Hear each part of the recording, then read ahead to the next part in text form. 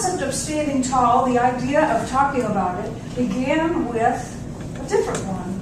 And that was about spiritual or sacred activism.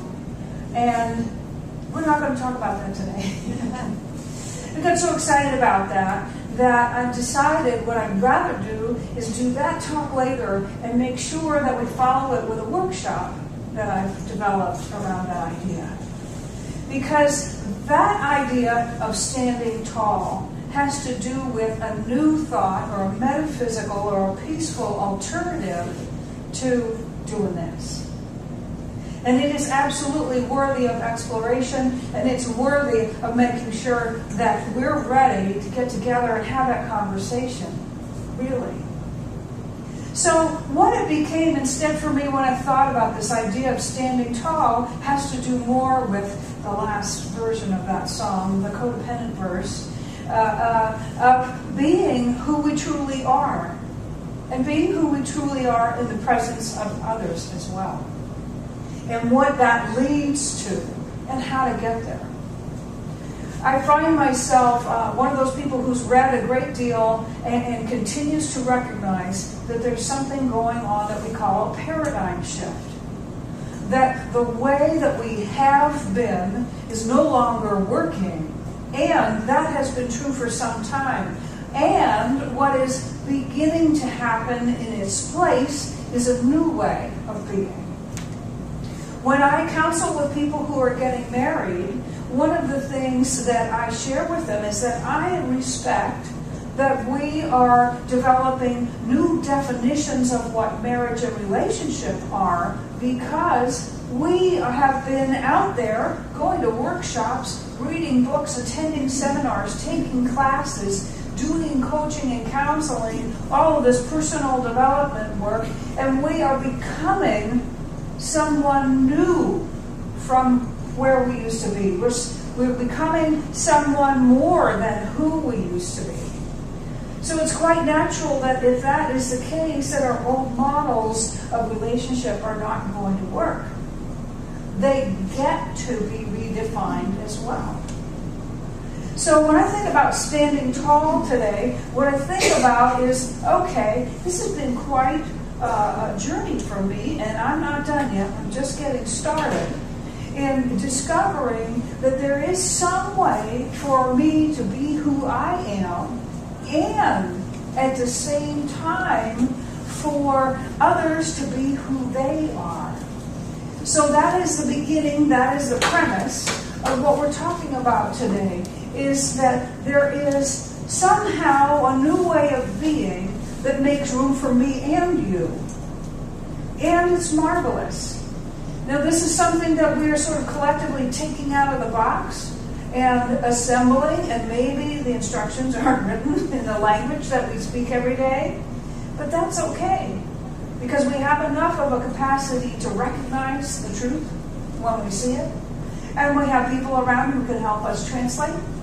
And the bottom line is that this is the thing that we are unpacking and assembling right now. So we'll begin with this question. How many of you, and you don't have to raise your hands, but I just want you to think about it. Do you consider yourself to be in integrity? Do you consider yourself to be authentic? Do you consider yourself to be, this is the new buzzword, congruous? Do you consider yourself to be self-actualized? Are you on your way? Are any of those terms something that you have thought about, that have moved you to dare to be a little bit more? Well, what does that mean? What does that group of ideas mean? Roughly, it means that what we say is what we do. It means that what's on the inside is what shows up on the outside. It means that our ideals and our actions match in some way. Now, the truth of this inside-outside bit is that's actually true about us whether we're living in congruence or not. Our outsides will always be a match for our insides. Then we have this inner thing of either recognizing what's going on with us and owning it, or disowning it and thinking that what's going on out there has something to do with somebody else. I have nothing to do with it. It's not my fault, not my problem, or whatever. The thing is that when we recognize the correlation between what's going on the inside and what's going on the outside. We have the opportunity then to do something about it. We have that opportunity, and we come to places like this and learn about that relationship, the creative process, the connection between what we think, what we focus on, what we feel, what we give our energy to, what we say, what we do, and how our lives show up. And we can even walk into a room and not say a word and just emanate what we truly believe. And so everything like that will be what comes to us. And everything unlike it will go right by. So if you want something or someone to come into your life that you don't resonate with yet, it'll keep going right by until you learn how to do that. So what we're talking about today, though, is standing tall. Let's say we've made a case for the importance, for the validity, for the meaning and the purpose of discovering who we truly are. And being willing, and in some cases courageous and daring enough, to explore who that is. And to become that person. To give ourselves permission to be that person all the time, instead of just right here when certain people in our lives are not listening or looking, right? Yes. So we have that. Now, that's one piece. The second piece is, so how do we stand tall and practice our authenticity and cultivate our own self-actualization and be in relationship with other people on the planet? Because we can't avoid that now, can we? Okay, so the second thing then is, what about them? What about those other people? What do we do with those other people? The thing is, the truth of who we are cannot be denied, so we can't succeed in repressing or avoiding who we are successfully. It'll always come up somehow. And the truth is that it's the same for other people, because truth is truth. It is universal, it's in you, it's in me, and when we try to avoid it, it just finds another way to show up. I figure might as well make that a conscious choice rather than a total surprise, shock, and a big dramatic deal of some sort. Do it on purpose. Amen. But what about these other people? Okay, so first of all, we have us. Then we have what we call them. Then we have this big question, how do we do this thing together? And one of the ways to do that is to apply the golden rule. The golden rule is easy, and this comes from, there are biblical references, and there are actually teachings all around the world. This is from Gary Simmons. How many of you have taken this class with me on this? The art and practice of living with nothing and no one against you. Amen. Okay. So here are a couple different versions of the golden rule to keep in mind.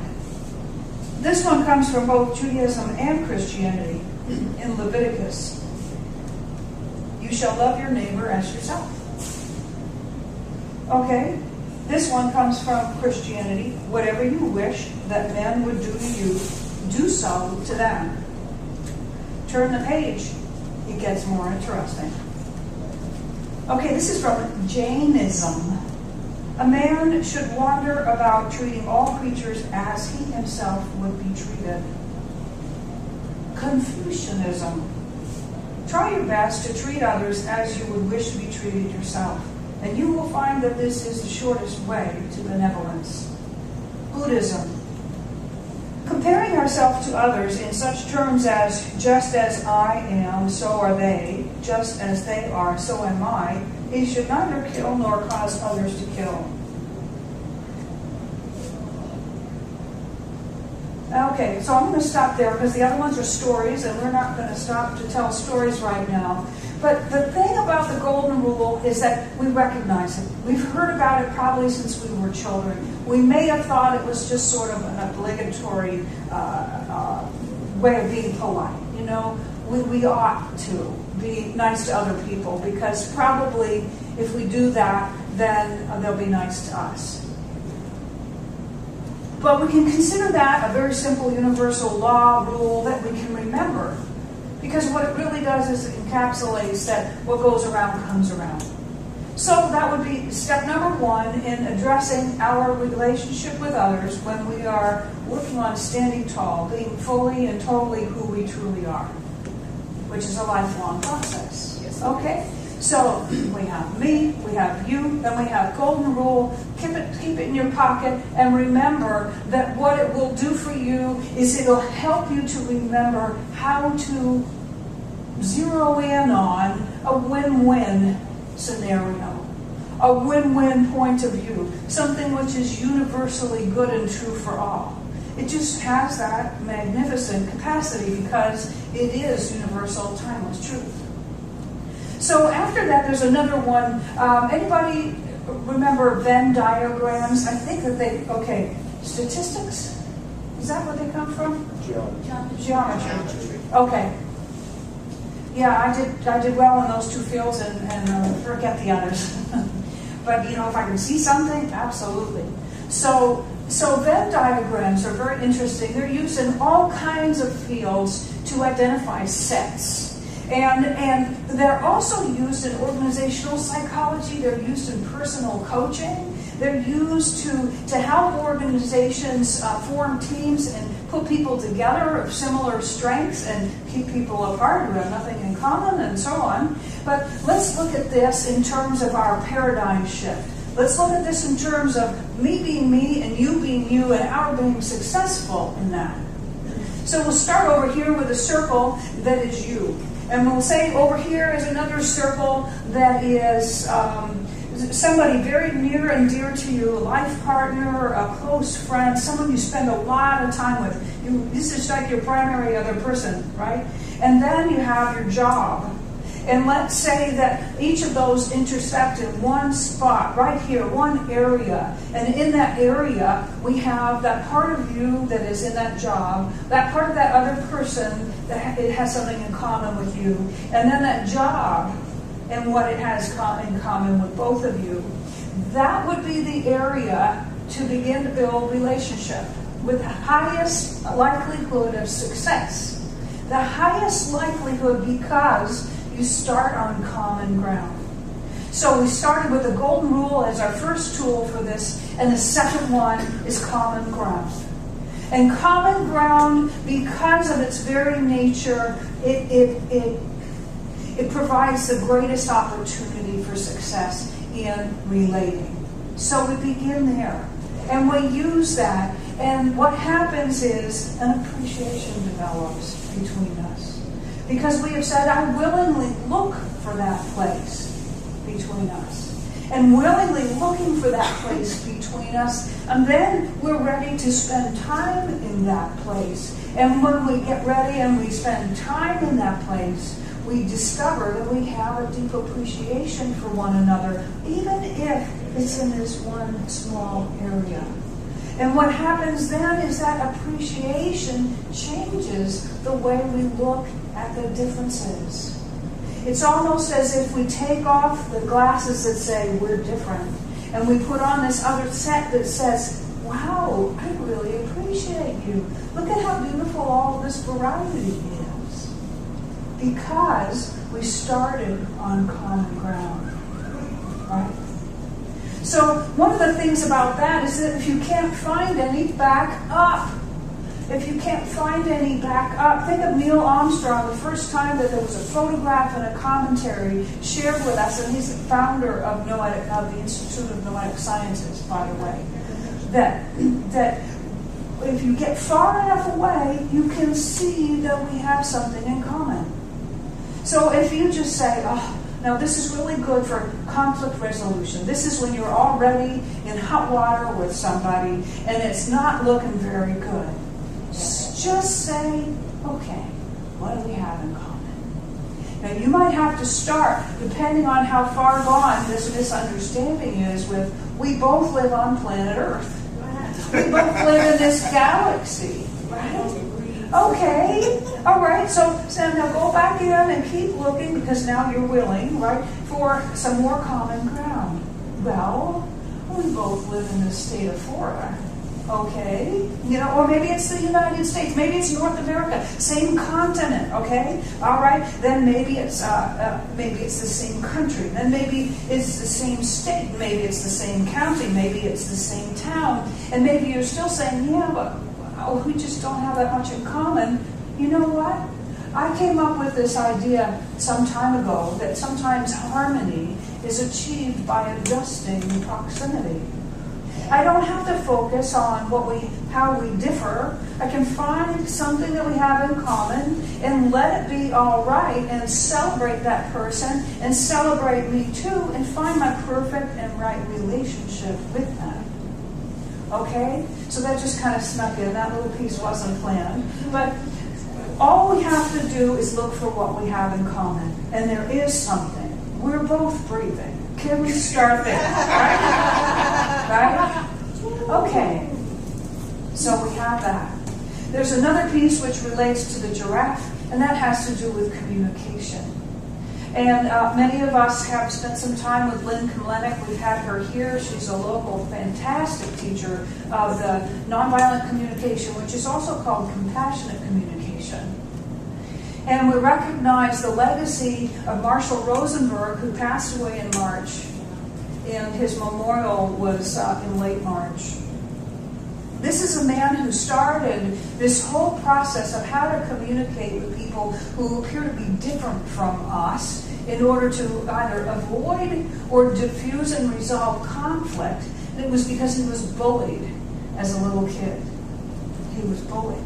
And he went on, instead of saying, oh my gosh, poor guy, that amazing, igniting, galvanizing experience led him to become what he became and to create what he created and to teach what he taught. And he's not on this planet anymore, but what he created lives on. And what that is a way to communicate with one another. So this, to me, is the last of the 5 components of talking about standing tall. The first one was being ourselves. The second one was respecting others and giving them that same opportunity. The third was, well, how do we do that? Start with the golden rule. The fourth was look at common ground. And the fifth is learn how to communicate.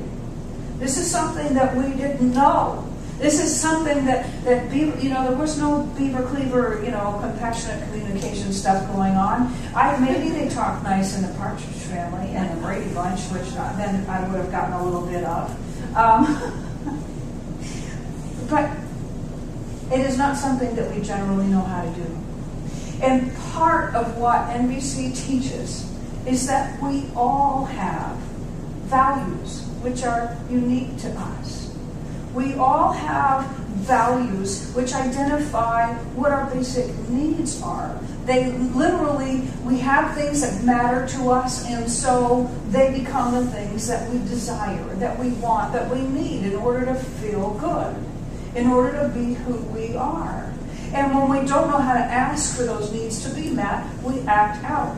Before a baby learns how to speak, what do? They just scream until they get what they want, and shake. And then, then they learn some words, and then they're encouraged to use their words, right? And some of us flew right back and we got passed on, like kids didn't really pass a grade, you just got passed on to the next one regardless. You could end up being a baby who's in their 50s or 60s or so on, who still doesn't know how to ask for what you need.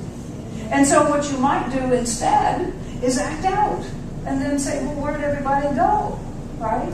So if we want to step into this journey of being fully and totally who we are, give other people the same opportunity, then what we need to know is that we all have values unique to who we are, and they're not all the same. And because that is so, our needs are not all the same. We can again look for common ground and start our dialogue there. And there's another piece that we can learn from this. I mentioned that when you look for common ground, there's a natural sense of appreciation that develops for differencing, rather than thinking that differencing is bad and must be avoided at all costs. Because now what's more important, what is a universal value developing among us, is authenticity. So we have to stop being afraid of differencing, right? So here's the other piece. We learn through NVC and other practices that we can observe without judging. That we can witness that things are not the same about or between us, and we get to choose whether we grab onto that. And we were studying something in our roots class last week about Ralph Waldo Emerson, and he was saying that we can hold on to the finite and we will rot and suffer, which means we're going to work hard and we are going to suffer if we hold on, in this case, to what is different about us. And we put our hands on our hips and we say, well, you know, that person is an idiot because he or she likes this or that and I don't, etc. Okay? So we get to make new choices. We get to observe without judging. We get to honor and appreciate our differences, and we get to find that place in us that says, oh, thank goodness, I can put down all of that weight. I can let go of all of that armor. I can let go of feeling like I need to defend myself. This is wonderful. This is a little tiny slice of the journey from who we have been to who we are becoming individually and collectively. So that's kind of a lot, and all I want you to do is remember you've got 5 fingers, and when you go out from here you can say, well, let's say my thumb is me. I realize the importance at this time in my life and that of all human history of me discovering who I am really. And what is alive in me, what makes my heart sing, what I'm here to be, what I'm here to give, how I'm here to serve. I need to give myself permission to go ahead and dive into that. And then I'm going to say, well, it must be true for everyone else. So when I walk around in the world, I'm going to make sure that to the best of my ability, I am allowing others the same amount of room. And I'm giving them whatever support I know how to give them right now. Because I'm watching what I'm thinking and feeling and saying and doing, and I'm practicing that in a new way. And then I'm going to say, when all else fails, I can remember some version of the golden rule, or just remember that what goes around comes around. Take a deep breath and ask myself, how would the new me respond in this moment? And then I can say, all right, I'm a little stumped here. What do we have in common? And if I have to back all the way up till I'm like Neil Armstrong looking back down at planet Earth to get started, so be it. I will do a meditation where I back up from where I am and then visually reapproach until I discover what we have in common and start there. And finally, I will remember that there is the opportunity, the materials are available, the coaches are in town, we know them. You can read the book, practice with a friend. There is a way to communicate with one another that fits this new paradigm. And it is marvelous. And what it does is it opens out a way for love to move through us. We're already engineered for that. We're already designed to conduct that. We can do it. And I believe that the time is now. So I invite you to take that all home with you and translate it into what it means for you in your family, in your workplace, in your relationships, and let it take you to that new paradigm.